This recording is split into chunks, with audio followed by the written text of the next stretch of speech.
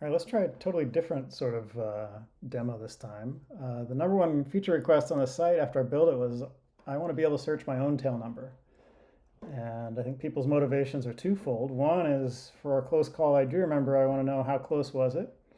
I think more interestingly, a lot of people want to know what have I been missing? What have I gotten? How I had close calls that I didn't even see the other airplane, didn't react. How effective is my scan? Am I using ADS-B to its potential and things like that?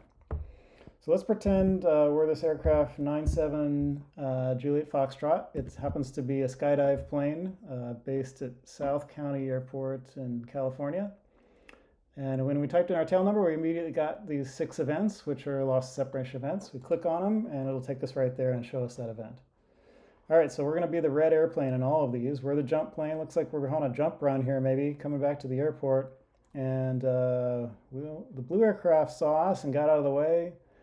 I didn't, apparently in the red aircraft, we didn't see him coming. And so I don't see any reaction there. And we're only off by actually 0 feet. Looks like if you look up here in the corner, minimum altitude separation was 0 feet. We're quite close here. Let's see if we can, I didn't quite catch it, but yeah, altitude wise, we're right at the same altitude. So if I was the red aircraft, I don't remember seeing that, then maybe that does tell me something about my scan. Or maybe I was busy talking to the jumpers or talking to ATC, getting ready for the jump run, something like that. Maybe something I can improve in how I operate. Let's click on another one here.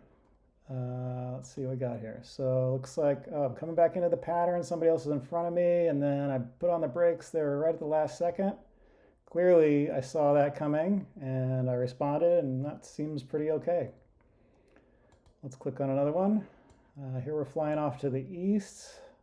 I'm not totally sure why. Looping back around. Blue aircraft's there. Looks like I kind of cut off to the left.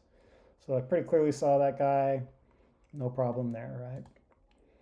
One more. So blue aircraft took off. I took off after the blue aircraft. Kind of converging here. And let's take a look. Wow. I'm within 14 feet vertically of this guy and 0.2 nautical miles or less, so 3 or 4 football fields away. If I don't remember that one, like that might be a pretty good lesson.